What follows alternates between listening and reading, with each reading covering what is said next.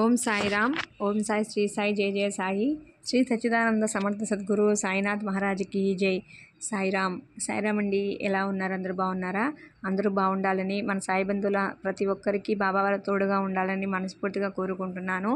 ఈరోజు వీడియోలో వచ్చేసి మనం ఒక మంచి విషయాన్ని అయితే మనకు బాబావారు తెలియజేయాలనుకుంటున్నారు. అదేమిటంటే, భగవంతుడు గొప్పవాడా, గురువు గొప్పవాడా, కర్మ గొప్పదా అనే విషయం గురించి తెలుసుకుందాము. భగవంతుడు గొప్పవాడా, గురువా లేక కర్మ అనేది, లేదంటే భగవంతుడికి భయపడాలా, గురువుకు భయపడాలా, కర్మకు భయపడాలా అనే విషయం గురించి ఈరోజైతే మనకి బాబావారు తెలియజేయాలనుకుంటున్నారు. అదేమిటంటే, కర్మ అంటే మనం చేసే పని, అది మంచి అయినా అవ్వచ్చు, చెడైనా అవ్వచ్చు, ఏ పని అయినా అవ్వచ్చు, చేసేదానిని కర్మ అంటారు. కర్మలో మంచి కర్మ అయినా చెడు కర్మ అయినా ఫలితం అనేది వెంటనే వస్తుందన్నమాట. అది ఎలాంటి వారికంటే, ఇప్పుడు మనం షాప్కి వెళ్తాము, ఓ లైన్ క్యూ కడతారు. ఆ క్యూలో ఎక్కువ మంది ఉన్నారనుకోండి, మనకి వెనక నుంచుంటాము. ఆ క్యూ మొత్తం అయిన తర్వాత మనకి దగ్గరికి వెళ్తాము, రేషన్ అనేది తీసుకుంటూ ఉంటాము. అదే జనం లేకపోతే ఫాస్ట్గా వెళ్ళిపోతాము, త్వరగా యజమాని దగ్గరికి వెళ్ళి రేషన్ అనేది తీసుకుంటాము.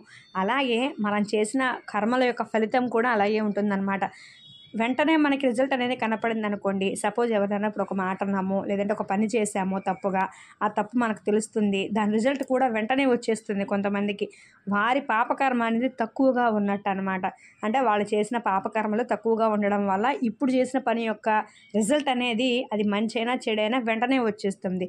రాలేదు అంటే వాళ్ళ పాపకర్మలు అనేవి ఎక్కువగా ఉన్నట్టు, అంటే క్యూ ఎక్కువగా ఉంది, ఎప్పటివో పాపకర్మలు ఉన్నాయి, అవన్నీ అవగొట్టుకుంటూ వాటికి తగ్గ చెడు కర్మ ఫలితం అనేది అనుభవించుకుంటూ వస్తూ ఉండాలన్నమాట. అంటే మనకు పడే కష్టాలు, బాధలు, వాటికి సంబంధించిన ఫలితం అంతా చేసుకుంటూ వస్తే మనం ఇప్పుడు చేసిన ఫలితం ఇప్పుడుకో వస్తుందన్నమాట. అదే రాని వాళ్ళ తీరు అది అలా ఉంటుందన్నమాట. వెంటనే వచ్చేస్తే పాపకర్మ అనేది తక్కువగా ఉన్నట్టు, లేటుగా వస్తే పాపకర్మలు అనేవి చాలా ఉన్నట్టు అనమాట. అది ఒకటి గుర్తుపెట్టుకోవాలి. ఇప్పుడు ఎవరైనా అలా తక్కువ కర్మ వచ్చిన వాళ్ళు ఎవరైనా మనసుకు తెలుస్తుంది, ఇది మంచా చెడా, మంచి చేశామా చెడు చేశామా, తప్పు చేశామా, ఉప్పు చేశామని మనసులో సంకోచంగా, అంటే పీకుళ్ళాట అంటాం కదా, అలా ఉంటుంది. అలాంటి వారి పాపకర్మ అనేది తక్కువగా ఉన్నట్టు అనమాట. అందుకు మనం కొంత సంతోషించాల్సిన విషయం అనమాట. ఎందుకంటే బాబావారు ఉండి మనకి ఆ మంచి చెడు అనేది మన అంతరాత్మ ద్వారా చెప్పిస్తున్నారు. దాన్ని అనుసరించి కష్టం ఎదురైనా నష్టం ఎదురైనా మంచే చేయాలి, సత్యమే చేయాలి అనే ఉద్దేశం మనకు బాబావారు చెప్తారు. కానీ కొన్ని సందర్భాలలో మనం మాత్రం మంచికి తల ఒగ్గక చెడుకే ఓటు వేసి ఆ పని అనేది చేస్తాము. ఫలితం కూడా వెంటనే వచ్చేసి అనుభవించాల్సి ఉంటుందన్నమాట. కష్టం వచ్చినా నష్టం వచ్చినా కర్మ అనేది మంచిగా చేయాలి. కాబట్టి కర్మ గొప్పదా, భగవంతుడు గొప్పవాడా, గురువు గొప్పవాడా అనే విషయం మనకు అర్థమవుతుంది. ఇంకా మనం చెప్పాలనుకుంటే, గురువు అంటే శిష్యుడిని, అంటే మనలాంటి వాళ్ళని బాబావారే సపోజ్ గురువు అనుకోండి, మనం శిష్యులం అవుతాము. గురువు అనేవాడు శిష్యుడిని మంచి మార్గంలోనికి పెడతాడు. చెడు దారి వెళ్లకుండా, చెడు సహవాసాలు, చెడు పనులు, లేదంటే చెడు ప్రవర్తన కలిగి ఉన్న వారిని సరిదిద్దడానికి గురువు అనేవాడు ఉపయోగపడతాడనమాట. భగవంతుడు అంటే మంచి చెడు రెండు చూస్తాడు. మంచి ఫలితం ఇస్తాడు, చెడు ఫలితం ఇస్తాడు, అన్నీ చూసేవాడు భగవంతుడు అనమాట. కానీ ఒక రకంగా చెప్పాలంటే భగవంతుడు కన్నా గురువే గొప్పవాడు. ఎందుకంటే భగవంతుడు ఏది వచ్చి చేయడు, స్వతహాగా తాను దివి నుండి భూమికి వచ్చి ఎలాంటి పని చేయడు. అది తెలుసుకోవడానికి, మంచిని పెంచడానికి, అధర్మాన్ని, చెడుని నిర్మూలనం చేయడానికి ఏదో ఒక రూపంలో భూమికి వస్తాడు. అది మనం గురువు రూపం కూడా కావచ్చు అన్నమాట. అలాంటి గురువు మాత్రమే కేవలం మనుషులను కానీ శిష్యులను ఎవరైనా సరే మంచి మార్గంలో పెడతాడు. భగవంతుడికైతే మనం భయపడినా భయపడకపోయినా గురువుకి భయపడాలి, కర్మకు భయపడాలి. ముఖ్యంగా మనకు ఏదైనా తప్పు చేస్తే భగవంతుడు ఊరుకున్నా గురువు ఊరుకోడు, కర్మ అసలు ఊరుకోదు. భగవంతుడు మనం ఏమన్నా తప్పు చేసినప్పుడు పోనీలే అని వదిలేసిన గురువు మందలిస్తాడు. కర్మ అనేది తప్పకుండా ఫలితం అనేది ఇస్తుంది. కర్మకి ఎలాంటి రాజీలు ఉండవన్నమాట. మనం మంచి పని చేస్తే మంచి ఫలితం ఇస్తుంది, చెడు పని చేస్తే చెడు ఫలితం ఇస్తుంది. కానీ గురువు చెడు పని చేస్తే మందలించి మంచి పని చేయడానికి అవకాశం ఇస్తాడు. కర్మ మాత్రం అలా ఇవ్వదనమాట. మనం మనసులో ఎలా ఆలోచన చేసినా, ఏ పని చేసినా, ఎంత స్వార్థంగా చేసినా, ఎంత తప్పుగా చేసినా దానికి సమానంగానే కర్మ అనేది మనకి ఫలితాన్ని ఇస్తుంది. కాబట్టి మనకి కర్మకి భయపడాల్సిన పని ఉంది. మనము కర్మకు భయపడాలి. అది కర్మ అనేది ఎక్కడో ఉండదు, మనం చేసుకునే పనుల్లో ఉంటుంది. కర్మకు భయపడడం అంటే మనం చేయాల్సింది చేసేసి కర్మ మంచి ఫలితాన్ని ఇవ్వు అంటే కర్మ ఇవ్వదు. ఎందుకు ఇస్తుంది? మనము చెడు పని చేస్తే చెడు కర్మ ఫలితం ఇస్తుంది, మంచి చేస్తే మంచి కర్మ ఫలితం అనేది ఇస్తుంది. ఆ కర్మని మార్చే అవకాశం భగవంతుడికి లేదు, గురువుకి లేదు. కానీ గురువు మాత్రం మంచి మార్గంలో పెట్టి ఆ చెడు కర్మ తొలగించడానికి, చెడు పనులు చేయనివ్వకుండా సహాయపడడానికి మాత్రం గురువు మనకి అడ్డంగా ఉంటారనమాట. భగవంతుడికి మనకి మధ్యలో గురువు ఉంటే మనకి అలాంటి చెడు ఫలితం, చెడు కర్మలు ఫలితాలను అనుభవించే అవకాశం మాత్రం ఎట్టి పరిస్థితుల్లోనూ ఉండదన్నమాట. ఎందుకంటే గురువే మనల్ని మంచి మార్గంలో పెడతారు కాబట్టి. అలాగే బాబావారు కూడా మనకి మంచి మార్గంలోనే పెట్టడానికి వచ్చారు. ఆయన బోధించే బోధనలు కానీ, మాటలు కానీ, చేసే పనులు కానీ ఏవైనా సరే మనకి విచిత్రంగా ఉండొచ్చు. కానీ ఆయన భాషా తీరు చూసి, వేషభాషలు చూసి మనం ఒక అంచనాకు అనేది రాకూడదు. ఆయన ఏం బోధిస్తున్నారు, మనం అది ఫాలో అవుతున్నామా లేదా, దానిని బట్టే మన కర్మ ఫలితం అనేది వస్తుందన్నమాట. ఇప్పుడు పడిన బాధలు ఇప్పుడవే కాకపోవచ్చు, ఇప్పుడు పడ్డే కష్టాలు ఇప్పుడు కర్మ ఫలితాలే కాకపోవచ్చు, గత జన్మ ఫలితాలు కావచ్చు, ఈ జన్మ ఫలితాలు కూడా కావచ్చు. వాటన్నిటిని సరిదిద్దడానికే మన బాబావారు ఉన్నారు.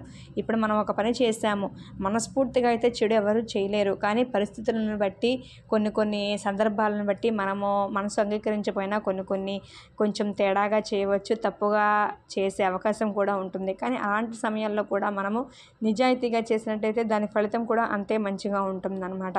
మనం ఆ పరిస్థితులకు లొంగిపోయి స్వార్థంగానో, తప్పుగానో, చెడుగానో ఆలోచించి చేసేస్తే ఫలితం కూడా అంతే దారుణంగా ఉంటుంది. అది మనం అనుభవించక తప్పదు.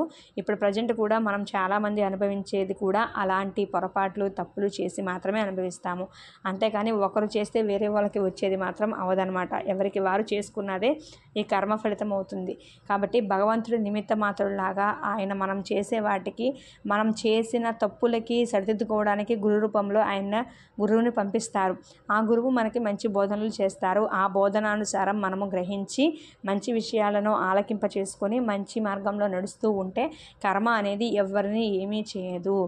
అవన్నీ అలక్ష్య పెట్టేసి మనము ఎలాంటి బాధ్యత లేకుండా, మంచి చెడు తెలియకుండా విచక్షణారహితంగా ప్రవర్తిస్తే మాత్రం కర్మ అనేది తప్పనిసరిగా దెబ్బ కొడుతుంది ప్రతి ఒక్కరిని కూడా. కాబట్టి మనం చేసే ఏ పనైనా సరే మనము ఆలోచించి మంచి కర్మ చేయాలి, మంచి ఫలితాన్ని పొందాలి.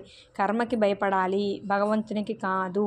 కర్మకి భయపెడితే భగవంతుడే ఆ కర్మని మనకి మంచి రూపంగా అందిస్తాడనేది మాత్రం మనకు బాబావారు ఈరోజు అందించే సందేశం అన్నమాట. మనం చాలా వీడియోస్లో కూడా చెప్పుకున్నాం, కర్మ సిద్ధాంతం అనేది ఎవరు తప్పించలేరు అని షార్ట్స్ రూపంలో చెప్పుకున్నాము. అసలు మనం ఎలా ఉండాలి, ఎలా మెలగాలనేది చెప్పుకున్నాము. లాంగ్ వీడియోస్లో కూడా కర్మను గురించి ఎన్నో వీడియోలు చూసుకున్నాము. మనకి దొరుకుతాయన్నమాట.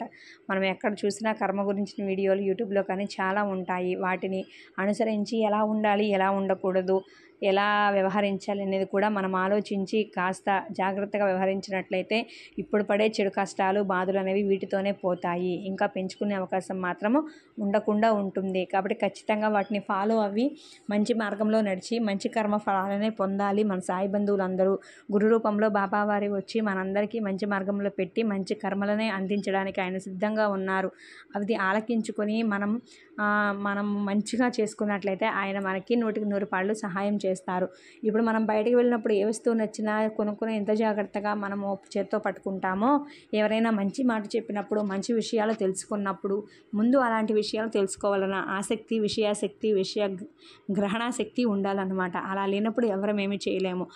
ఏంట్లే వినేది అని చెప్పని పక్కకు తోసేయకుండా ఎలాంటి విషయాలు, సమాచారాలు మంచివి విన్నా కానీ అవి మనం బుర్రతో గట్టిగా పట్టుకుని ఆచరణలో పెడితే మాత్రం దాని ఫలితం అద్భుతంగా ఉంటుందన్నమాట. మనకు అలాంటి ఆసక్తి లేనప్పుడు ఇంకా ఎవరము ఏమీ చేయలేము. ఎవరి కర్మ వాళ్ళని అనుభవించక తప్పదు.